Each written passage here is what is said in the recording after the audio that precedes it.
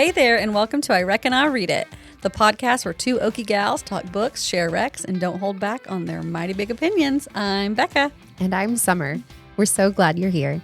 Go ahead and grab some sweet tea, get cozy, and get ready for some good old-fashioned book talk.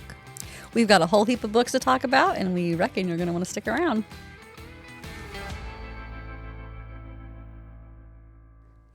Hey, Beccah. Hi. Welcome to episode 4 of I Reckon I'll Read It. We've made it this far. I hope that people are still listening. If not, you and I are having a good time. Yeah. Okay, Beccah, I have a spur of the moment question for you. What is it? Okay, is your Goodreads open? Oh, yeah. I did have it open. Hold on. Open it up to your red page, Okay. and you're going to have to scroll because I want to know, what was the first book you rated 5 stars this year? Oh, the first one this year? Yes. Okay, listen. You don't have to give a full setup. I just want to know what it was. I know. But I don't even know. But I'm already telling myself that I don't just give away 5 stars willy-nilly. Oh, so you may not have a 5 stars No. this year? I do. I was going to say, I don't just give them away to every book. Mm-hmm. Like, I have a friend who every book she reads on Goodreads, it just gets a 5-star. Because she doesn't want to, like, hurt the author's feelings. But I do give a lot of them still. Oh, okay. Funny story by Emily Henry. Oh, that's a good one. Yeah. Yeah. Mine was Sisters of the Lost Nation by Nick Medina. Oh, is that the... Hold on, let me see the cover. Oh, no, I don't know that one. I would say, I don't know that you've read this. I don't know that many of my Goodreads friends have read this. No, I don't think anyone has, but it was really good. Obviously, first 5-star book of the year. Okay. All right. It is time for one of our favorite parts of the show, our weekly reading roundup.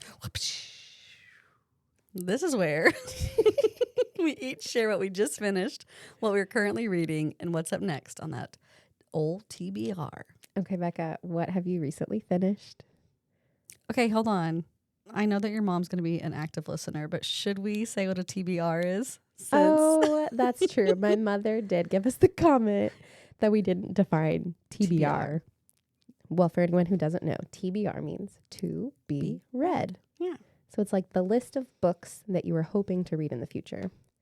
So we got a mighty big old TBR between the two of us. We do. And to be honest, we own most of them. Usually you own the book too on your TBR. Okay, so this is the perfect thing to add. I got a text message from a family member today that said, Summer, you'll appreciate this. Okay, it's a Japanese word that doesn't have an English equivalent. Sundoku. Are you sure that's not just Sudoku and it's spelled differently. It's T-S-U-N-D-O-K-U. T-S. Sundoku. The habit of buying books and letting them pile up unread with the intention of enjoying them someday. There is an equivalent. It's called a TBR. Maybe that's the closest equivalent. I think that's our closest. Okay. Sorry. So, hey listeners, just giving you a quick heads up that the book we're about to talk about discusses themes of suicide ideation. So if that's something that is triggering for you or something that you want to avoid hearing discussion of, go ahead and skip to the next book discussion.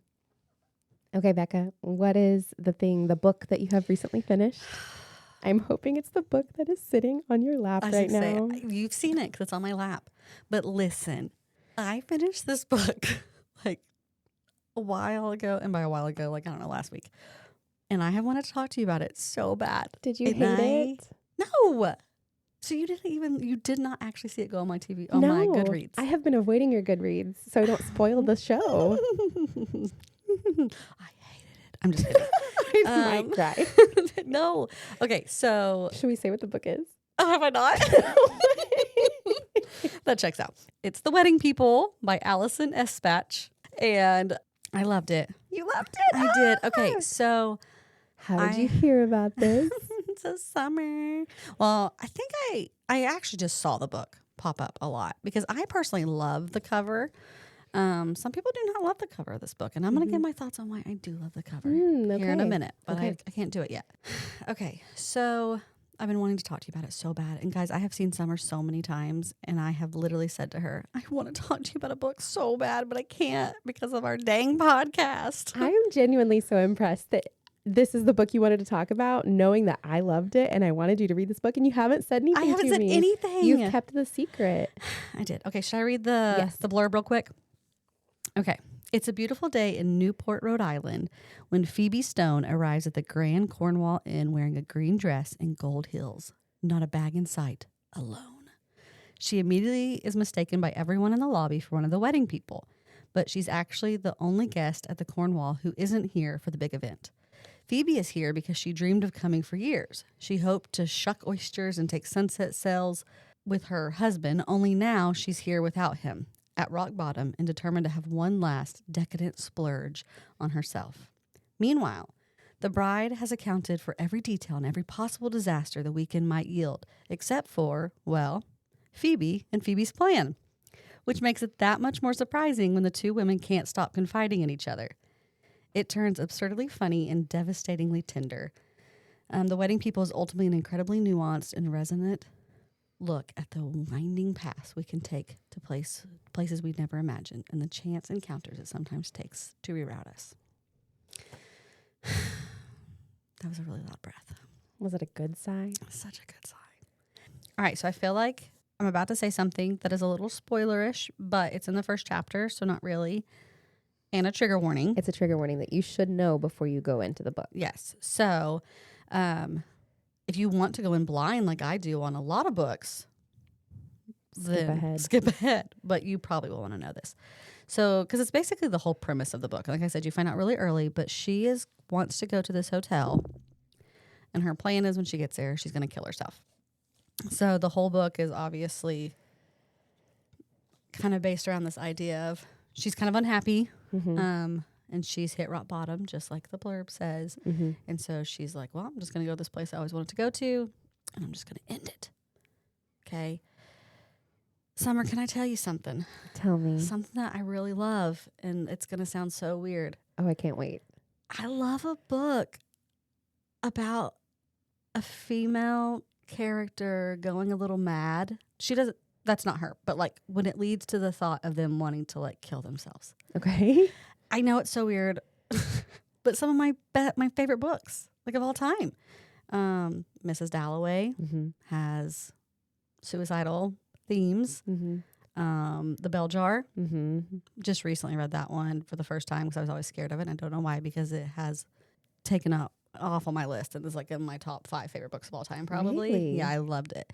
And to be honest, like this book really moved me. Yeah. And it's something about like, I think it's that emotional mental state where they're examining like why they got there. Yeah. I think it's really vulnerable. So like I like really like that theme. I'm going to call it a theme instead of saying, I don't want to say I really like suicide. I don't.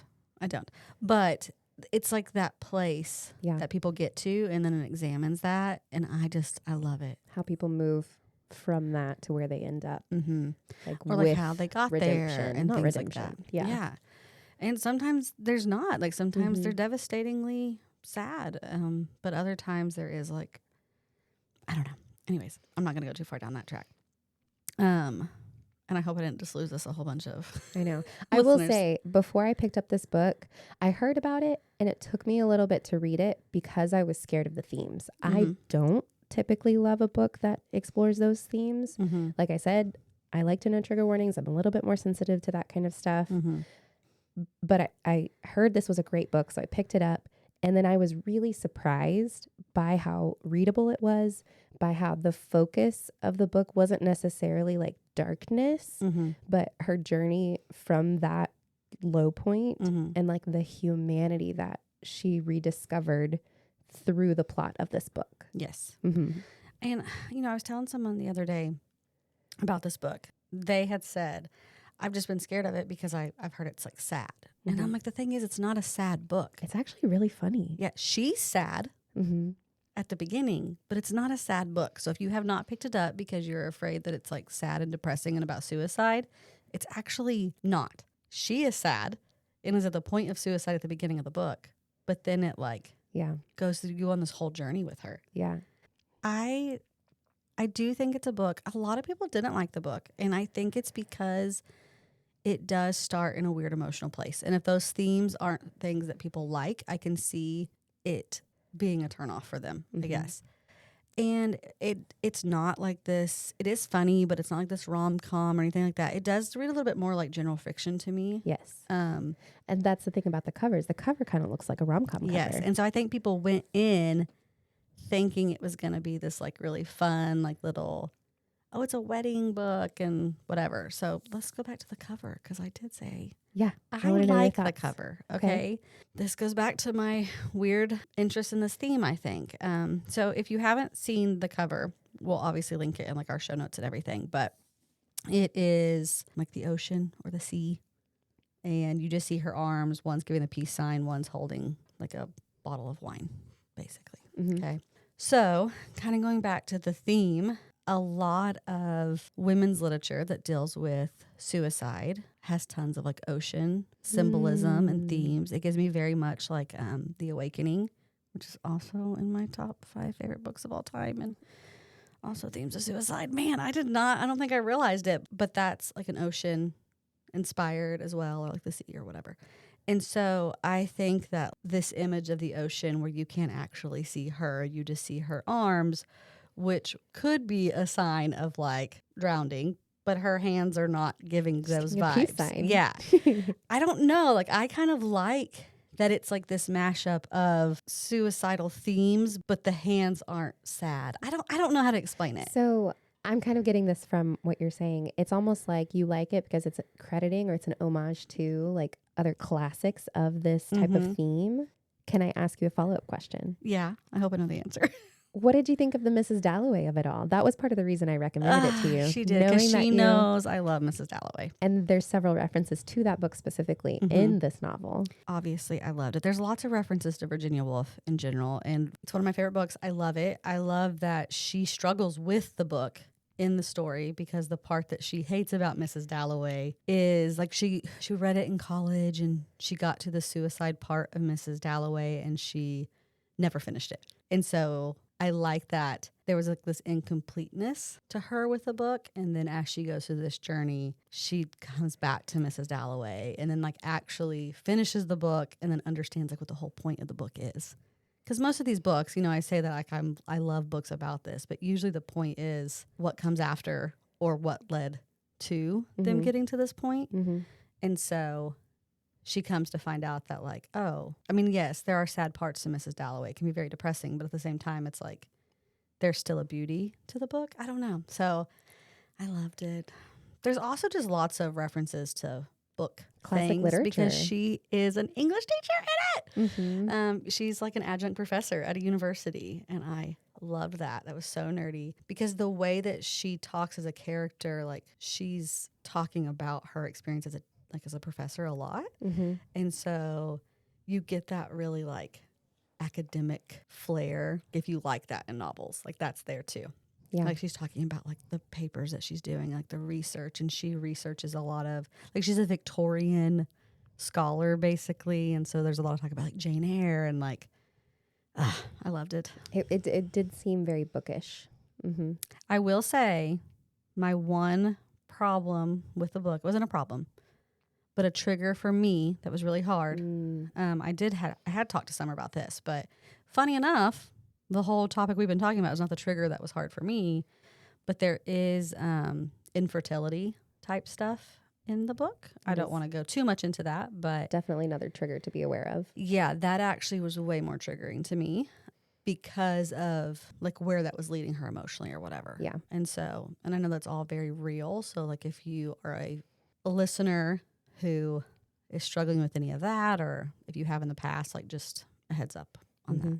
Yeah. I will say, if you're a fan of maybe Frederick Bachman, I don't know if you read Frederick Bachman before, but he also deals with some heavier themes. And a lot of the focus of his stories is like that humanity piece and the like relationships and connections that characters have together and how their lives are better for that, for those relationships. I feel like that is what I loved so much about this book is that as she builds relationships with the people that are at this hotel for the weekend, her whole perspective on life starts to change. Yeah. It's so good. It's so good. It's so good. Please read it. Yeah. I'm so glad that you loved it. I did. I loved it. I loved it. I loved it. I ate it up. I think this is my favorite book I have read in 2025 so far. It's up there. There's probably 2 or 3 up there that this is in competition with, because like that's actually really weird for me to say, because this book is like probably going to be in one of my favorite books of all time. Wow. But I do think that there was a couple other books, like maybe for the year, that it was like, the way I felt after them, like might be a competitor. Well, like you said, that you read top The Bell spot. Jar a couple months ago, and that's one of your top favorite My books now too. gosh. Maybe I just love all books. Maybe. Because I've had a couple others that are popping in my head. That's my problem. I can't decide on I know. one. Okay, so let's move on to you. Let me quit gushing about this book. I'm so glad you brought that book. I know. What did you just finish reading? Okay, I'm actually really excited to talk to you about this too. Okay. I feel like you're going to be proud. This is my first fantasy that I'm bringing to the show. Have I read it? I don't think so. Ooh, okay. And Beccah, I finished a duology. I love a good duology. That's like a thing. I never finish a fantasy series. I don't. And I know we've talked about this, and I think it's weird. we've had some bookish therapy, and I think it is that I love them so much that I don't want them to be over. So I never read the last book. It's been 2 years maybe since I've read an ACOTAR book, and I still have not read Silver Flames because I think I don't want it to be over. But now there's going to be a new one, so I now know. you can read Silver Flames. Maybe I need to wait until there's a release date and then I'll read Silver Flames. But like same thing. So I haven't finished Divine Rivals. I haven't finished A River Enchanted. Like those are duologies. Those are so easy. My favorite duologies. I know they're so easy to finish, and I haven't finished them. And I loved those She's missing out. books. But you will be proud that I finished a fantasy duology. Okay, what is it? It is book 1 is Heartless Hunter by Kristen I Ciccarelli. have Heartless Hunter, but I have not read it yet. I hope I said that right. Ciccarelli. And book 2 that I just finished is The Rebel Witch. These are known as the Crimson Moth duology. The Crimson Moth. And these were some books that I did not know until I had started the first book that it was inspired by or took some inspiration from the Scarlet Pimpernel. Oh. Which, You want to know what Summer loves? I love the Scarlet Pimpernel. That is one of my favorite books of all time. It is a Actually, classic. it was the next book on my, what did you give 5-star in your first question? And I only gave it 4 stars, and so I didn't want to say it out loud. It's okay. I reread it this year, and in hindsight, I mean, I read it in high school for the It's still first so time, cute, but- and I loved it. And I reread it this year. I'm like, okay, yeah, I could see it's a little flowery. I mean, it's about the French Revolution, but that is one of my favorite books, and I love any variation on or book that's taken inspiration from that. I always seek out books like that. Like, I think the last book I read was a YA book called Rook. And I don't remember the author of that one. I'll have to link that one. But like anything like that, it's kind of like You've Got Mail is one of my favorite movies. And so any book that's a retelling of You've Got Mail or a movie that's a retelling of You've Got Mail, I'll watch. I did not know that when I went into book 1, Heartless Hunter, until I was like a couple chapters in and started going, hang on a second. Is this the Scarlet Did you Pimpernel? Google it to verify? Yes, I Googled it. I had a feeling, and then I Googled it and saw she took inspiration from it. And that was like a high. I was like, oh my gosh, it's my favorite. It was so good. And also, That's the only reason she finished the duology. it probably is. It probably is the only reason I finished it. It is such a good book. It is fantasy. So the Scarlet Pimpernel, the Crimson Moth, it's a vigilante story. So I'm not going to give the setup for The Rebel Witch because it's book 2 and I don't want to spoil anything, but I'll give you the setup for Heartless Hunter. Okay. Because I don't think you've read this one, have you? I have it. I do own it, but I have not read it yet. Okay. Here we go. Heartless Hunter by Kristen Ciccarelli. Enemies to lover doesn't get more high stakes than a witch and a witch hunter falling in love. Okay. See, here's the thing. I've not even read the blurb because you guys know me, and that first line, I'm in. You're in. I'm in. It is definitely a romantasy. On the night Rune's life changed forever, blood ran in the streets. Now, in the aftermath of a devastating revolution, witches have been diminished from powerful rulers to outcasts, ruthlessly hunted due to their waning magic, and Rune must hide what she is. Spending her days pretending to be nothing more than a vapid young socialite, Rune spends her nights as the Crimson Moth, a witch vigilante who rescues her kind from being purged. When a rescue goes wrong, she decides to throw the witch hunters off her scent and gain the intel she desperately needs by courting the handsome Gideon Sharp. He's a notorious and unforgiving witch hunter, loyal to the revolution, and, too late, Rune realizes she might be falling for him. Gideon loathes the decadence. Sounds good, right? It does sound good. Gideon loathes the decadence and superficiality Rune represents. But when he learns the Crimson Moth has begun using Rune's merchant ships to smuggle renegade witches out of the Republic, he inserts himself into her social circles by pretending to court her. He soon realizes that beneath her beauty and shallow facade is someone fiercely intelligent and tender who feels like his perfect match. Except, what if she's the very villain he's been hunting?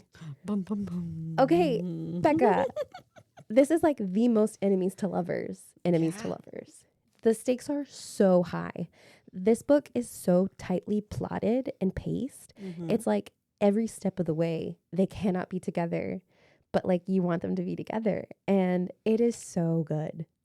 And we're for sure there's only 2 of these. yes, So if I commit, you can commit. I get really mad when I think it's a duology and then As find out there's 3. As we've established, yes. No, there's only 2. Both are out now. So I finished Heartless Hunter, and the way that Heartless Hunter ends, I was like, how is this going to wrap up?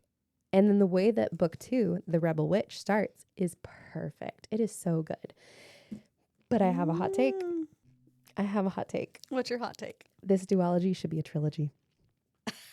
Okay, well, that literally just contradicts what I just said. Okay, I'm not mad. But like, there's so much good here. I would read another book. Like, there's so much in here. It's just because it's a Scarlet Pimpernel. No, it's not just because of that. It may be part of that, but I mean, that is, if you guys haven't read the Scarlet Pimpernel, like, even just the description, I was like, right? okay, Right? yeah. I don't know how I didn't know. It wasn't in any of the marketing copy for Heartless Hunter, and I bought it, I've never heard that obviously, either. because it sounded great. And it wasn't until I started reading it that I was like, hang on a second. So I know when you were reading the Scarlet Pimpernel for the first time, again, it's a vigilante story. You were like, well, who is the Scarlet Pimpernel? Is it this person, this person? I think based on your guesses that you were guessing at the time, you were going to love this. Well, literally something you said in that blurb, I'm not giving anything away. I literally was like, oh, I'm so glad that it's this person and this person. You know, Yes. You know what I'm saying. Yes. You know what I'm saying. I do know what you're saying. Like, I immediately was like, okay.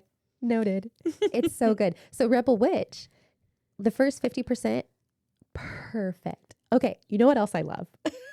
Becca? There's multiple things in this that I love. Okay. I love a boat or a ship in a story. And I think I know it's from leftover nostalgia from Anastasia the movie.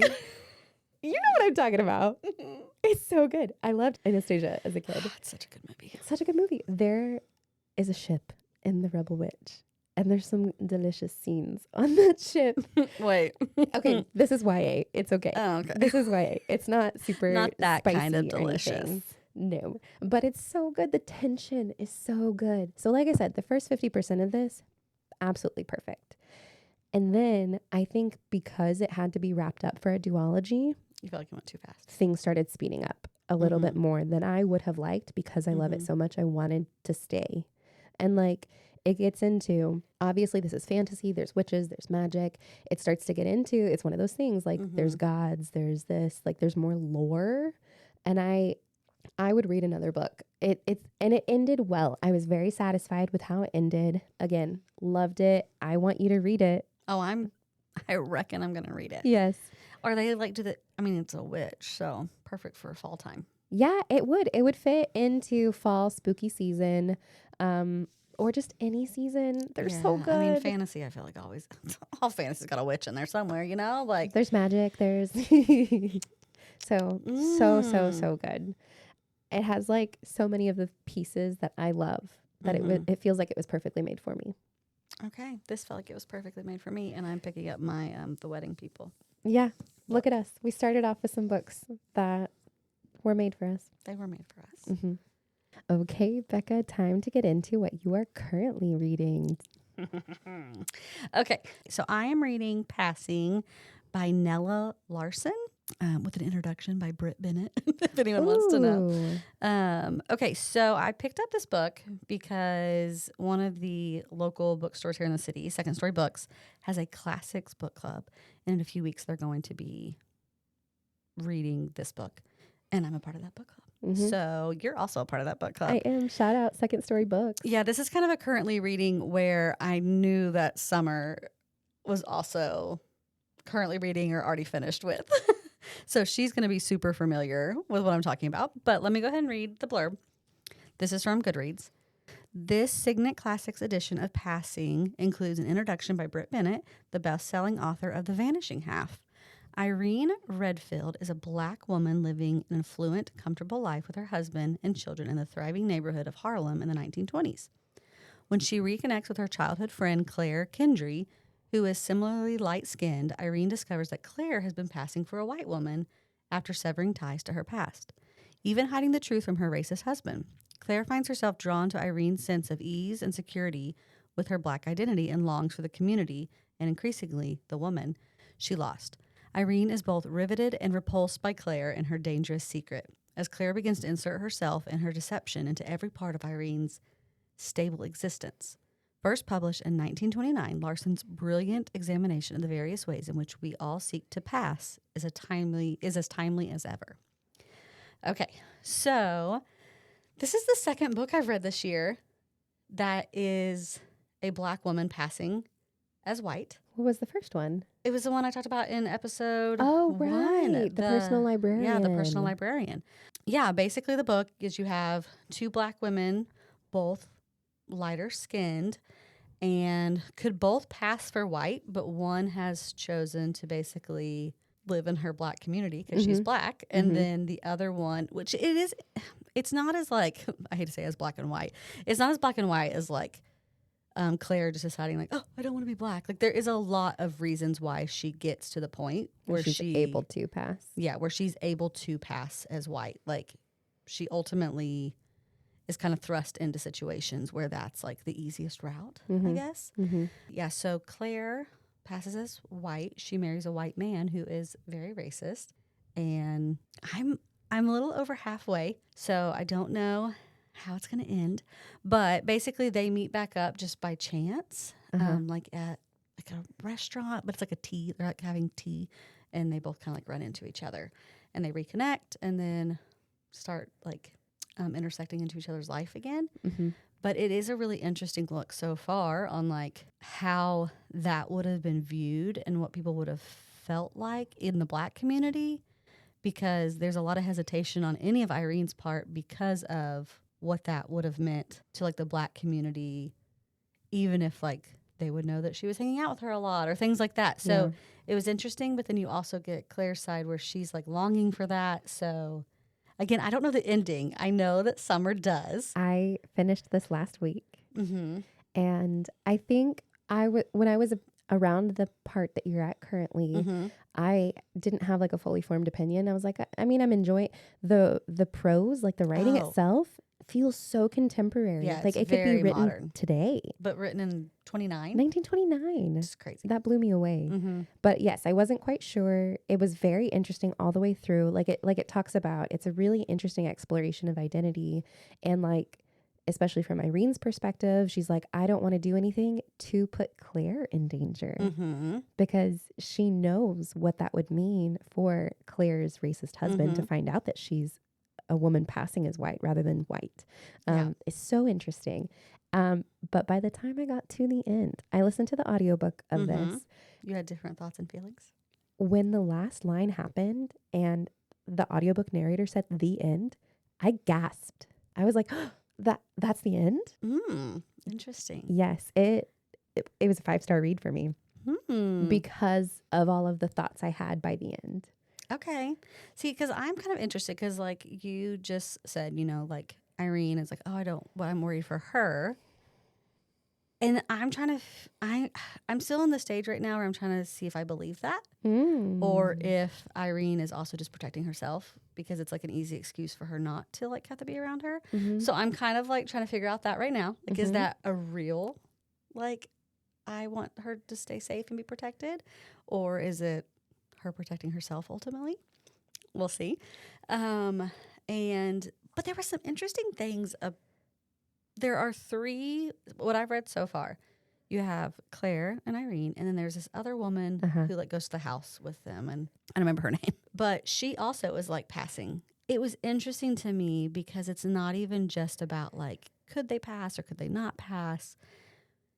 I found it fascinating when they were talking about having children and like this fear of what will my child look like. There were just so many more elements to women who made that life decision that I mean, obviously, like, that was nothing I would have ever been exposed to growing up, even conversations about that. And so it's just really intriguing to kind of see all the different, like, angles that the book is looking at, I guess. So if that makes I sense. am very intrigued that the Goodreads blurb mentions the edition of the book with a foreword by Britt Bennett. Yes. So okay, I haven't. I've read that book, The Vanishing Half. It was really big several years ago. I own it. Very again, on my similar TBR. themes. Good book. I would be really interested to read her foreword before this. It makes me want to go back and find that edition so that I can read it to see her thoughts. I think this is the one I have. Oh, okay. I might need to borrow your physical copy then because Yeah. I just listened to the audiobook. At least as Which actually I don't know. It's a quick read. It's a shorter book. Yeah, and if you are an audiobook listener, the audiobook is 4 hours. Yeah. So it's not long. Super simple, and because the writing is so modern, Yeah. It's so easy it's to easy read. to fly through because I've read some of it physically and I've listened to a little bit on my drive and things like that.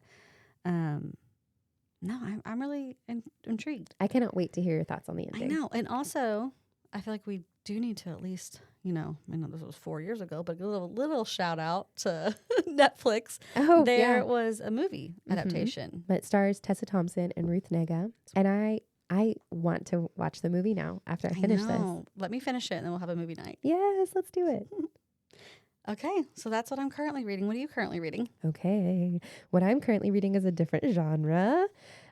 We've been contemporary fiction, fantasy, classics. Now we're going to dive into some sci-fi. Ooh. I'm not very well read on my sci-fi. Okay, I'm not either. I will every now and then I dip in, and I've had some really good success with sci-fi. Several years ago, I read The Space Between Worlds. Oh, I need to look up who that author is. I loved that book. I'm going to add it to my Goodreads by year. It's so good. It's sci-fi. Space Between Worlds. Okay, so another sci-fi that I've read and has worked for me lately was I Who Have Never Known Men. I told you about this one too. It's like a short little sci-fi by Jacqueline Hartman, which, interestingly enough, was published originally in the 90s, I believe. Okay. So like a female author writing sci-fi in the 90s. So sci-fi has worked for me in the past, but it's not really something that I pick up often. But I want to read more. Okay, so the sci-fi that I am currently reading right now is Project Hail Mary by Andy Weir. Okay. So this is one also getting a movie adaptation coming out early 2026, I believe. I think so. With Ryan Gosling, which I have been warned, do not watch the trailer. The trailer has spoilers. Well, that won't bother me. I forget who I'm talking to. Yeah. Okay, well, I will not watch the trailer. Yeah, you probably And should. I've actually been in the movie theater when this trailer has played, and I have to like close my eyes, plug my ears, go la la la la la la la. Stop. Because I don't want the spoilers. Okay, let me read the blurb. This is the blurb according to Goodreads. A lone astronaut, an impossible mission, an ally he never imagined. Ryland Grace is the sole survivor on a desperate last chance mission, and if he fails, humanity and Earth itself will perish. Except that right now, It's kind of dramatic. I know, right? Huge stakes. Except that right now, he doesn't know that. He can't even remember his own name, let alone the nature of his assignment or how to complete it. All he knows is that he's been asleep for a very, very long time, and he's just been awakened to find himself millions of miles from home with nothing but 2 corpses for company. His crewmate's dead. I want you to know, I know that this book is popular. I know that the movie's coming out. no one's shocked that I have not read what this book is about. So this is all Fresh information. fresh information. Okay.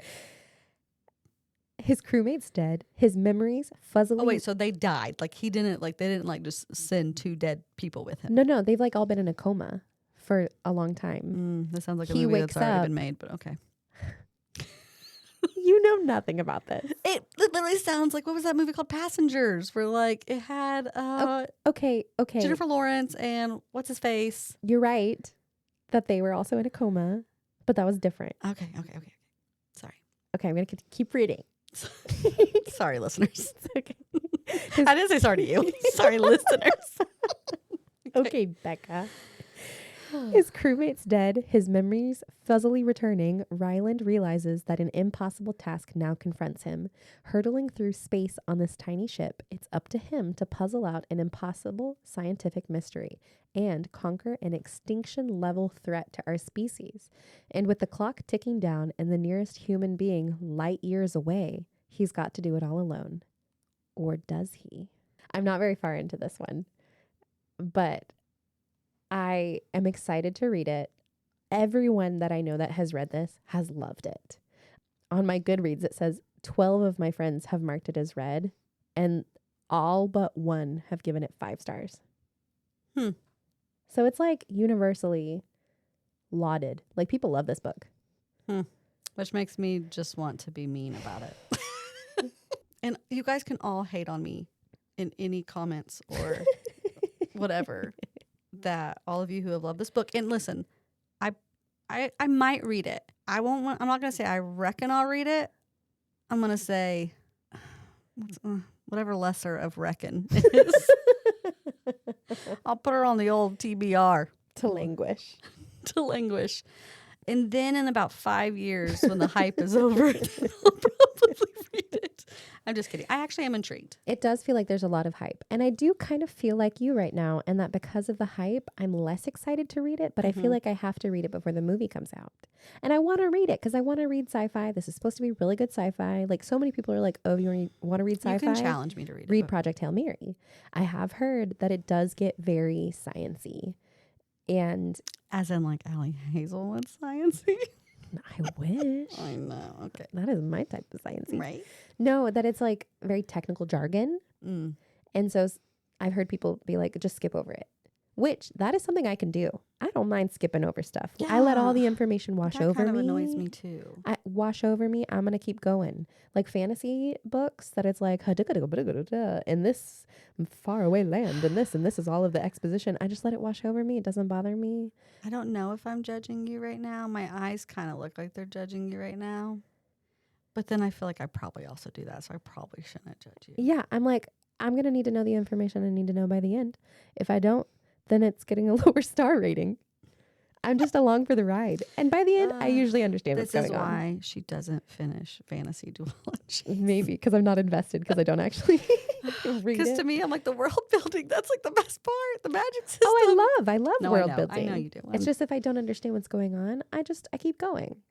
And like And trust, hope that it I clicks. trust the author will get the point across in a way that I need to, like if I need to get understand that. it. Okay. I don't get bogged down in the details. If I can't understand what the author is saying, sometimes I don't want to say that it's not about me, I guess, but it does make me like feel like I'm not smart enough to read that book. Yeah. See. Which this book, interesting. I mean, Yeah. this book, he wakes up again, no memory, Mm-hmm. but he automatically can start doing things. Like he realizes like, wait, hang on. He doesn't know he's in a spaceship. He wakes up. He's like, something is wrong. The gravity feels different. And he's able to like do calculations to figure out like the force of the gravity to know that he's not on Earth. And he's like, how do I know this? So I think the fact that he, as the main character, doesn't know how he knows this will help us from feeling like we're too dumb. Because he's like, wait, why do I know this? Rather than like, I'm the smartest person, I know all this. If that makes sense. Mm-hmm. I don't know. I think what you're saying is making me want to read this because now I want to know how I'll react in those moments. It's like I need to know, like, did I read it and feel dumb, or did I read it and was like, oh my gosh, I understood that. So I reckon you should read it. Yeah, maybe that's why I said I reckon I should read it. We'll see if I actually do actually read it. I don't know. Maybe we'll make a little challenge that we both read it before the movie and then go watch the movie. it. I love it. But I want to tell you right now, one of my biggest fears, space. I got like space and the ocean, like too much unknown. Nothing ever good happens on a spaceship. Think of any movie you've ever watched. I'm making a face. She's making a face right now that my mind went so many different directions of what does Summer know. Keep going and I'll tell you I'm what. just saying, like, okay, it's the same thing. Like you earlier, you triggered a lot of my fears tonight. Oh Earlier, my gosh. these are a couple things you need to know about Beccah. You said that you like things with a boat in it. And I'm like, The ocean. no, the ocean, because someone's going to drown. Or like worse, if it's a movie about a submarine, they're all dying. Oh, yeah. I won't do deep sea. Deep water. No. No, deep ocean. Yeah. Can you call it deep space or high Yes. space? Deep I think space. deep space is a thing. Same thing. They're going to run out of oxygen. And I'm sorry, we're not all Matt Damon and going to be out there like growing potatoes. Isn't that what he does in his The Martian. The Martian in his space movie?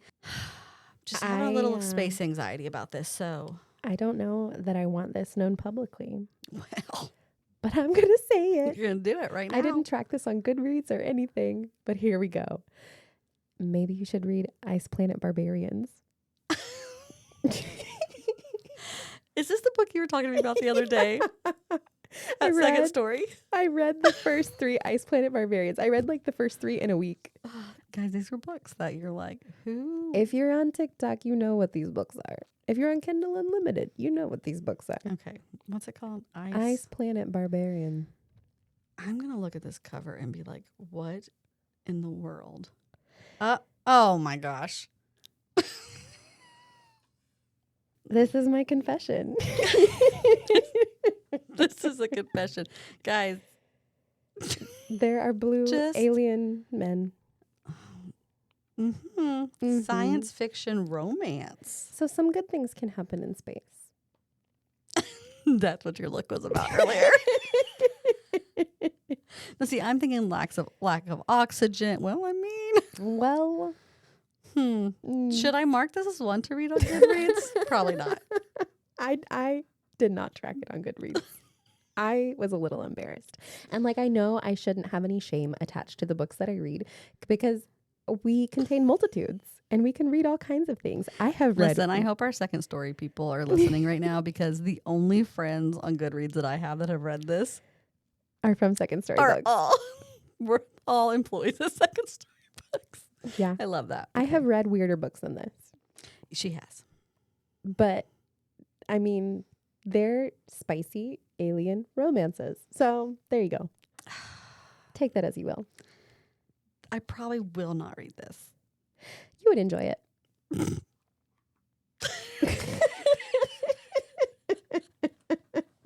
I think we need to move on from space. Okay. But now I have a whole nother conversation that we're going to have later. No more space. Hey, I guess that's sci-fi maybe. Maybe I am a sci-fi reader. I think Summer is the secret spicy sci-fi. There should be a Spicy-fi. new genre. Yeah. Like romantasy. How can we put in sci-fi and spicy together? Spicy-fi. Spice-fi. Spice-fi. Spice. You heard it here, folks. But spicy. Well, no, that is how you spell spicy. Okay. I was about to change the spelling. Pull it back in. Spicy, but it was just Spicy. yeah. Spacey-fi. Spicy. Okay, that's enough. Okay, Beccah, tell me what you are looking forward to reading soon. Oh, wow. I'm about to really derail this conversation and go What? completely. No. We were already derailed. Maybe I'm about to rerail this conversation. I'm going to bring it completely out of your spicy-fi. Oh, that works. Yeah, spicy-fi. Mm-hmm. And go a completely different route. Okay, tell me about it. Okay, hold on. I feel like the book that you just talked about really quick. Project Hail Mary. Yeah, thank you. Got a little bit of hate from me. I don't know. There was some animosity there. There was, but I think it's really animosity against space. Okay. And Good to know. Yeah. So maybe I just need to give it a shot. And Hail Mary also makes me think of football. So, Well, I think it is a football term because this is like humanity's Hail Mary. oh, see, Yeah. yeah, that would have been lost to me. Mm. You're welcome, all you other book nerds who don't know anything about football. That's where the name comes from. Okay. So on to what? Let's get back in my realm a little bit. Okay. What do you have? Alien. Smut. Come back over here. Okay, so I'm about to read a book called The Narrow Boat Summer. Okay. Not as in summer like you. I mean, kind of. But Always about me. always about you. I kind of want to read it before I fully go into my fall books, I guess I should say. Okay.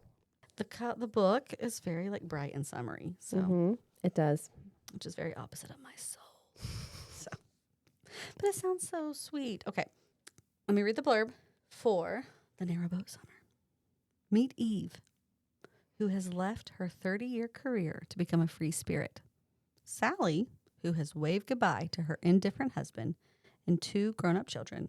And Anastasia, full circle, a defiantly independent narrowboat dweller who is suddenly landlocked and vulnerable. I have so many questions already. Before they quite know what they've done, Sally and Eve agree to drive Anastasia's narrowboat on a journey through the canals of England as she awaits a life-saving operation.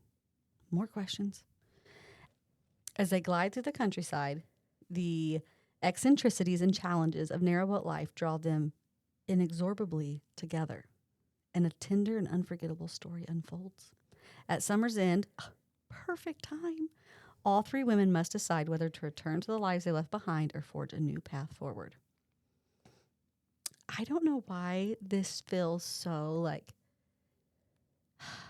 I don't know. I think maybe it's just because I read The Wedding People. I feel like this is going to be like The Wedding People, but like an older protagonist. 3 protagonist. I literally know nothing about this book other than what I just read you. I picked it up at Full Circle Bookstore, another bookstore here in the city, and I just like thought the cover was really beautiful because it's very like watercolor-ish, and that was always going to catch my eye. It also has a Good Housekeeping quote on here. Life affirming and funny. Oh, that sounds lovely. It does sound the Reader's Digest. Definitely the age demographic here. Gentle and charming. A chance to think about what really matters. I don't know. I think what intrigues me, well, a couple things.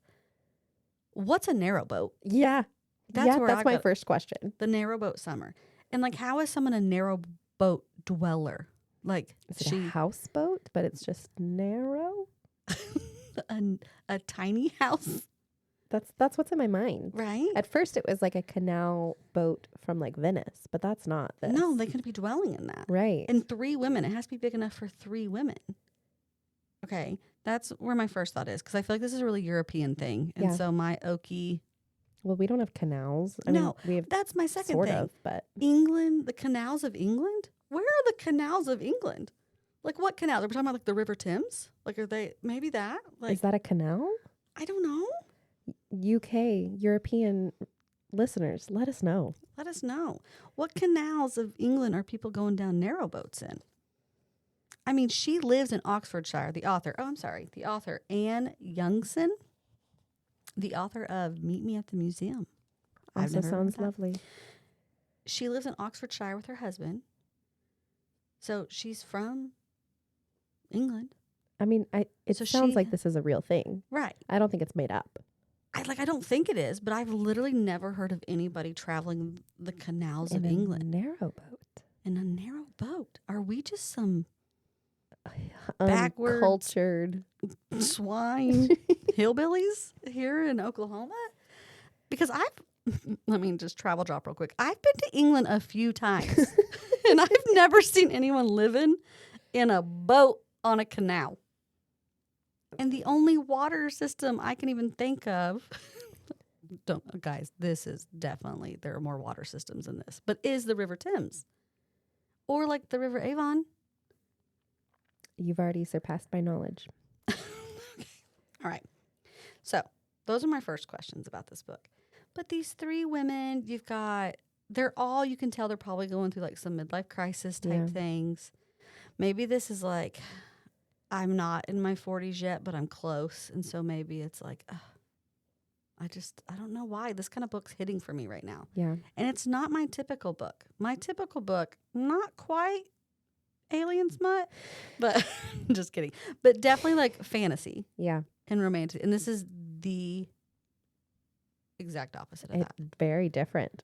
And so I don't know why. I think maybe the wedding people just set me up for it really well. I will say a lot of those like life affirming stories are ones that have hit for me lately. Mm-hmm. So like for you, I now want you to read Frederick Bachman. I want you to read Claire Pooley, another British author. Mm-hmm. Like those types of stories sound like this, and that makes me want to read this. So I reckon I will read this. Because I feel, okay, so maybe this goes back to my first part earlier when what I just finished, where I love when characters are at a moment of like distress and trying to figure out like what direction they need to go in their life. Mm-hmm. And I think that like this just sounds like three women who all feel really lost in different ways. And I also love a good friendship novel. And I also love like an older protagonist friendship novel. Yeah. And I love it in movies. I love it like, what, it doesn't matter. Like, oh, you need to read Claire Pooley. Okay. Anyways, so that's what I'm about to read. So you reckon you'll read it? Oh yeah. That when you first read it, I was like, I don't know. But the more you've described and the reason you want to read it. The canals, really. The canals are what got me. Yeah, the canals. The more you've talked about and even read some of the like author blurbs, like that has made me more interested in it. So yes, the Good I reckon Housekeeping did it for you. Reader's Digest. Reader's Digest and Good Housekeeping. I reckon I would read it. Okay, I'm about to look up what a narrowboat is really quick. Oh yeah. So let's see. Oh, okay. A narrowboat is a particular type of canal boat built to fit the narrow locks of the United Kingdom. They have locks? Guys, this is a thing. We are just uncultured swine over here. They're very long. I don't think I've ever seen that They before. kind of look like a train car on water. That is kind of what they look like. Interesting. Now I learned something today. Okay, look at this cute one. It's got flower flower pots. pots. I bet you these women have flower pots. I on bet they theirs, too. do. Okay. Anyways, after this, I'm going to deep dive on the canals of England. I just want you guys to know. Like, I'm going to hyperfixate on that for a little while. Good. You can inform me later on. I'll tell you all about it. Mm-hmm. Okay. What are you reading? About to read? Okay. What's up So what next? I'm about to read, this is my copy from the library. It is called The Mysterious Case of the Alperton Angels by Janice Hollett. Okay. Never heard of it. Okay. I don't know that I know anyone that has read this. When I looked on Goodreads, none of my friends have marked it as I'm going to be honest. want to read. Guys, I'm not being a hater, but it does not have a cover that would make me walk across a bookstore to pick it up. I will describe this cover for you. It's a blue background with gold text, a set of wings, like angel wings, and then blood splatter. Yeah, but like, not even great placed angel wings. You're worried about I'm just saying the formatting, the aesthetic of the cover. The little tagline on this cover says, "The devil is in the details." Let me read you the blurb. Okay, read me the blurb. I'm trying to be serious.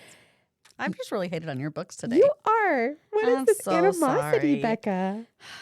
Okay, I guess I have things about angels, angel wings, and aliens. Okay. Here we go. You have a key that opens a safe deposit box. Everyone knows the story of the Alperton Angels, the cult who brainwashed a teenage girl into believing her baby was the Antichrist. Didn't see that coming, did you? I didn't. Okay, I'm kind of in. All right, Okay. go. When the girl came to her senses and called the police, the angels committed suicide. Oh, this is an unintentional continuing thread from earlier in the podcast. Wow. We've had some wild connections tonight. And the mother and baby disappeared. Now, true crime author Amanda Bailey is looking to revive her career by writing a book about the case. According to records, the Alperton baby has now turned 18. Finding them both will be the true crime scoop of the year. But rival author Oliver Menzies is just as smart, better connected, and also on the mother and baby's trail. As Amanda and Oliver are forced to collaborate, they realize that the truth about the angels is much darker and stranger than they ever imagined. And in pursuit of the story, they risk becoming part of it. Yeah, I'm definitely not going to read this book. Let me just go ahead and look at it, though. This is right up your alley. Yes, this does sound like a scary book. Mm-hmm. So I don't anticipate you'll read it. I reckon I won't. But can I read you the first page I'm so sorry. of this book? I picked this up and I read it and I was like, wait, what? So this is what drew you in. This is what drew me in. This is the first page. It says, you have a key that opens a safe deposit box. Inside is a bundle of documents, archived research material for a book that has just been published. You must read it all and make a decision. Either replace the documents and the box, then throw the key where it will never be found, or take everything to the police. And the book is a mixed media format. So it's like, okay, that's cool. Transcripts of interviews. I think it's like emails. It's kind of epistolatory a little bit. And you do like a good epistolatory novel. WhatsApp messages between people, text messages between people, transcript notes from like research trips. So it's like, this is a chapter of a book. So it's like you are reading all of this material that you've just probably found. Reading what's in the safety deposit box. And then you have to decide what to do with it at the end. Okay, that's giving me the Starless Sea vibes a little bit. Okay. I haven't read that one. Oh, look, there's sticky notes. I wonder what this would be like on audio. I feel like you would need to read this in print. Probably. Okay, I'm going to be honest. For all of you who cannot see this physical copy of this book right here in front of us, this is really cool. I still won't read it because of unless it's not scary. Once you read it, you might tell me it's not. I'll let you know. It is about a cult. That doesn't really bother me. Really? As long as it's not like, I don't know, as long as it's not scary. I'll let you know. Not all cults are scary. Like sometimes, okay, in a book. Sometimes it's more just like informational. Like when you're reading about a cult and it's like, this is what they did. And you're kind of like, gotcha. Oh. Yes. Oh, it's wild. Like, yes. Because you're on the outside of it, like sometimes it's not scary. Mm-hmm. But if I'm on the inside of it and it's freaking me out, then. Yeah, since this is like recovered information about that cult, maybe it won't be as scary. I'll let you know. I'm excited to read this. Yeah, it looks really cool. Mm-hmm. I got this copy from my local Metropolitan Library. I was about to call that out, but I... Because, whenever she first held up, I was like, this literally looks like a library book that was written in, like, the early 2000s. Is that why the cover doesn't call to you? Yes. Let's see when it was published. It sounds more modern, though, because of the mixed medium type stuff happening in it, but... 2023. Yeah. I didn't think it could be that old just because of Still the fairly format. recent. Yeah. But the book vibe, but you know what? Maybe that's intentional. Maybe. Since it's supposed to be kind of like this cold case. Like I wonder if it's intentional that it's supposed to look kind of like. Look a little older. 90s, early 2000s it cover. It does have that like font. Yeah. And that like. The angel wings. Yeah. You're right. Guys, I should be like Look at this analysis. I should be a book cover analyst. Oh, I thought you were going to be like, I should be an English professor. Yeah, I should be that. I am that. Okay. So that was our reading roundup. Yeah, it was wild tonight. Devolved into a little bit of madness there. Oh, which I do love a good book about women going into madness. So it's on brand. So for our spotlight segment today, we thought we would take a trip down a spooky lane and look at some books for spooky season. Beccah, yes, it's here. It's here. It's my favorite season of the year. It's spooky. Tell me, what is spooky season? Okay, so spooky season to me is like Halloweenish vibes. I think some people include fall in that, but I don't. Do you include fall in your spooky season when you think spooky season? Yes and no. I do think I like to extend my spooky season, or maybe I focus more on fall post Halloween. Like I still like fall vibes after Halloween. Yeah, because November always just like, we don't even care about it. Poor November. Poor November. So I definitely, like, when I think spooky season, I think witches and all the magical type things. And then fall, I'm like, I want some hot chocolate and cocoa, and I want, like, The leaves, in a little blanket. pumpkins. Mm-hmm. Okay. That's how I separate it, but... So do you read books specific to the season during spooky season? Do I read books? Yes. Yes, you do. I also read a lot of spooky season books kind of during that time of year. It's I nice. also read them all year round, but... Well, it's nice to be in the mood of the season. Yes, I agree. And you've mentioned before on the podcast that there are some books that you reread every year around that season. Yes. Why would you reread books every year during a specific season? Well, because they just made me so happy the season before and I read them, so I want to read them again to get that feeling back. Gotcha. So it's more feelings based and not as much time based? Well, I would only read them during spooky season because that's the, like, vibe. Gotcha. That is the feeling you're trying to recreate. Like, I'm a rereader anyways, but the ones that I think you're thinking of, they're kind of in the Halloween family. Yeah. So I want to read them around this time of year. Okay. Well, that's a good segue because we wanted to call out and highlight some specific titles. And when we decided to do this Spotlight segment, I made like 3 pages of notes of different titles that we could talk about. She did. Because this is very much my jam. I love spooky season. But there is kind of like 2 different sides to spooky season in my mind. I have like the spooky horror Halloween. But then I feel like there's also like a lighter, fun costume Halloween. Yeah. And that kind of fits into our wheelhouses. It does. I'll take the spooky horror and you can take the fun Sounds good. costume Halloween. Yeah, 100%. I'm not doing the spooky horror. Well, even just like looking at some of them, I'm like, no. Well, on that note, do you want to mention some titles on that fun side of spooky season? Yes. Okay, so some of my favorites for the romance spooky season genre. Just made my own whole new Just genre. saying words here. Yeah, I'm just saying words. I'll start with my favorites that I read every year, and that is The Ex-Hex and the Kiss Curse by Erin Sterling. I love them. Love them so much. They're so good. They're Welsh. But also, there is a third one, in case you really like them, which you will, unless you hate romance and love and all things good. I mean, some people probably do Some hate people romance. do. Okay, I'm sorry. Actually, a lot of people do. But there is a third one, The Wedding Witch. The Wedding Witch. And I would save that one till like November, December, because it's got a more Christmassy vibe. Yule. Yes. Okay, a couple other really good ones is... I just read this for the first time this year, and I'm obsessed. It's called Hot Hex Boyfriend by Carly Bloom. Do not let that name scare you away, because I was like, that's really cheesy. And then I read it, and I was like, oh, that's so good. Okay, so Hot Hex Boyfriend. Loves a Witch by Trisha O'Malley. I just read that one, too, and I can't remember. Scottish? Yes, I think it's Scottish. I about said Welsh again, but I think it's Scottish. It's also pretty cute. I like that one.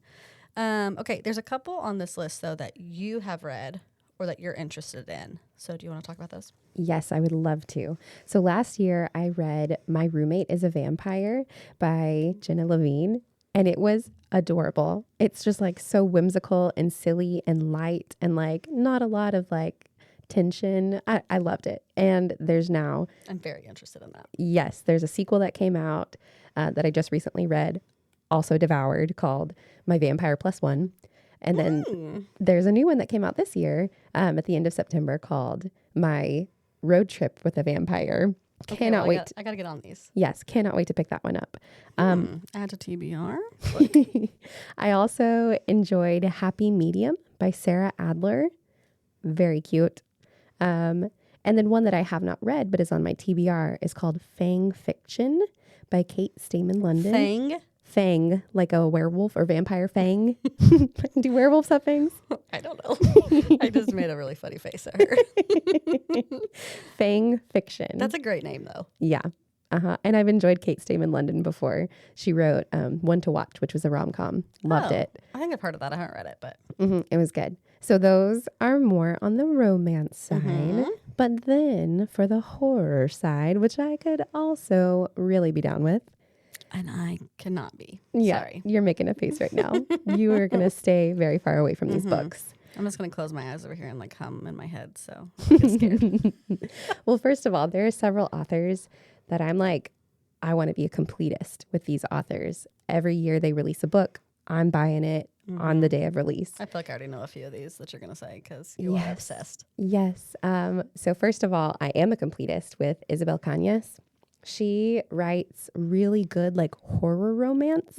Horror-mance? I don't know what the Horror-mance. Never mind. I don't know how to say that mashup, but she's got that. Romancer. Horror. Romancer. No. Okay. I'm done. I'm sorry. Yeah. I can't make it work. In written form, looks right, but speaking it is hard. Yeah. She's got The Hacienda. She's got Vampires of El Norte, which was one of my favorite books last year. And then I just recently finished her new release, which is The Possession of Alba Diaz. So good.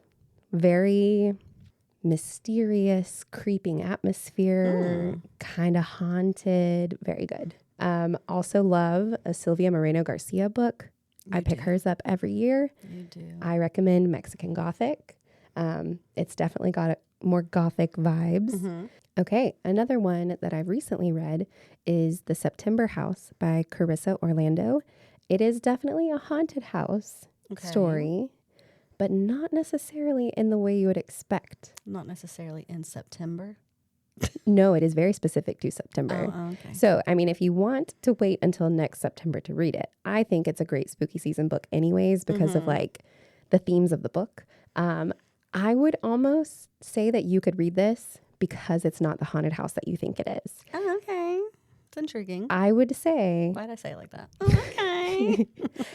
haunted house, found family ghosts. I do love ghosts. But it is a little spooky. And there are friendly ghosts. Jury's out. Yes and no. I'm intrigued. Really, really enjoyed that one. I've also really enjoyed Lone Women by Victor Laval. Amazing. Ate it up. Perfect for spooky season. Amazing horror book for any time of year. But I loved it. And then some that I have on my TBR for this year that I would like to get to. The Only Good Indians by Stephen Graham Jones. And also I want to pick up another Victor Laval because I enjoyed Lone Women so much that I want that feeling again. Okay. And I have heard good things about his backlist. So that is a little bit more of the horror side. Mentioned the title Gothic. There are other books that I wouldn't necessarily call horror, but are more in that Gothic vein. Some recommendations could be. I do like a good Gothic story. I do too. Yeah, I do.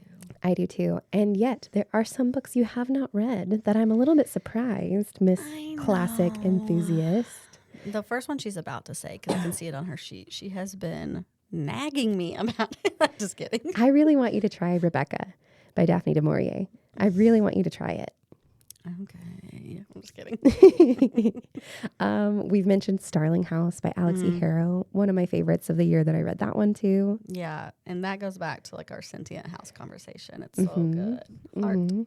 Which, check out our social media. We just recently put out a post with some recommendations of other sentient house recommendations. Yes, we did. And then one that I have not read, but I'm looking to read is The Tenant of Wildfell Hall by Anne Bronte. That's also like a very famous. I've actually never read that one. It's a very famous Gothic story. Yeah, I've never read it either. So we'll see if I get to that this spooky season. I mean, I feel like you could even throw like Wuthering Heights in there if you wanted to. Oh, for sure. Yeah. Yeah. It just is kind of all the time. Okay, so another genre that we do want to highlight is dark academia. It's really popular right now. People really like it. I have actually never read either of these two books. I think you have read both of them, but The Ninth House by Lee Bardugo. You really like that series because it's the first one, right, is Hellbent, and then the second, I flipped them. So the first one is Ninth House, and the second one is Hellbent, and you really like those. They're actually on my list because it's another sentient. It is another sentient house. I do love that. And then Magic for Liars by Sarah Gailey. That's one that I read several years ago that I think, again, you could do. It's a little witchy. dark academia. Okay. I like those things. Yeah. Okay. What else you got for us? Another genre that you could dip into around spooky season is like a cozy mystery. I do love a good mystery. Yeah, this is a genre that I actually want to explore a little bit more. Me too. Mm-hmm. I was about to say that. Like, I've read mystery, but the cozy mystery, I've not really, like, waded into that water yet. Yeah, and I feel like that's another kind of publishing trend is more cozy things. Like there's cozy fantasy, there's cozy mystery, where we're getting a little bit more in traditional publishing. Yeah. So one cozy mystery that I read a couple years ago, really recommend, is called Wine and Punishment by Sarah Fox. I do love a cozy like title. They're so fun. Love a good pun. Well, going off the cozy, since I've not read any cozy mystery, but I have just done like the whole cozy genre a little bit. I heard it kind of referred to as cozy fantasy sometimes, or like maybe even like a cozy romance. I don't know. So we're going to say cozy spooky. Ooh, I just like made it. that up. That's not a genre. But a couple that I think we would both agree belong in this category are Sengu Mandana's books, which are The Very Secret Society of Irregular Witches and A Witch's Guide to Magical Innkeeping. I have read the innkeeping one. I've not read The Witch's Guide, which I've actually heard is better. It is my favorite of the two. So that one's on my list. I'm going to start reading that one pretty quick because obviously spooky season. Oh, so good. I'm excited about it. Like I was just kind of like, okay. Like I didn't hate the first one, but also wasn't like, oh, this is the best thing. But I've heard this one, like a lot of people really like it. So. Oh, I definitely enjoyed both. But Secret Society of Irregular Witches is my favorite of the two. Okay. I'm going to check that one out. And then I would even put The Spell Shop. It's got a little love from me in this podcast, but by Sarah Beth Durst. You probably remember my rant about Kaz and the sentient like snake plant. I really love that story. Which, have you seen her announcement for book 3? Yes. And there's, what was a sentient animal? She called it out. It's another plant. I can't remember what plant it is, but it's the plant that goes with the little merchant / pirate lady. Oh, in the so second you know book. who it is? Yes. Because you've read them. Yeah, you meet both of those characters in the second book. Okay. And so it's another plant. I can't remember what kind of plant it is, though, because it's from one of the Enchanted greenhouses. Okay. I did. So it's some of that continuation. Here it is, The Sea of Charms. Yes, I'm so excited. There's a sentient shrub. Yes, it's a sentient shrub. I can't remember what plant it was, but yes. And you meet that shrub in the second book because it's a shrub from one of the greenhouses. I really need to pick these up. They're so cute. But they would be great. They're like a really good, like if you want something that's kind of magical, but you don't love like the dark or like the over the top, like witchy type vibes, like I think those would be perfect for you. Okay, good to know. Well, you know, I'm not afraid of a dark. No, you're not. Give me something dark. But those would be fun. I definitely recommend. Very fun. Well, that was our little trip down spooky lane. We threw a I whole want to go bunch. down spooky lane all the time. But not too far down the dark lane. Yeah, I want to go down like happy spooky lane. Some trick-or-treating, some. Yeah. We just threw a whole bunch of titles at you guys. So if you were not aware, in the description of our podcast episodes, we do have timestamps. So you can go right to where we are talking about the books. So you can see the title and author. Yeah, we list them out for you. So go check that out, write down, add to TBR the ones that are interested. And if you guys have some spooky season recommendations, please DM them to us. Yeah, send them to us because we both want to eat them up. We do. If there's something that we're like really obviously missing, let us know because I want to be like an expert in spooky season. I love it. Me too. Also follow us on Instagram if you haven't yet. Like we said, we put out some different like TBR or book recommendations on different themes. So you can see some beyond what we have just recently read or about to read. Yeah. Some of our other recommendations.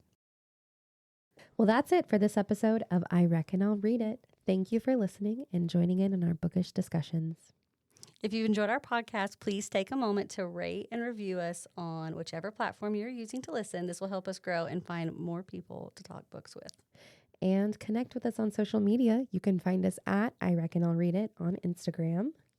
We're going to cut and run. Join us next episode on I Reckon I'll Read It. Bye. Bye.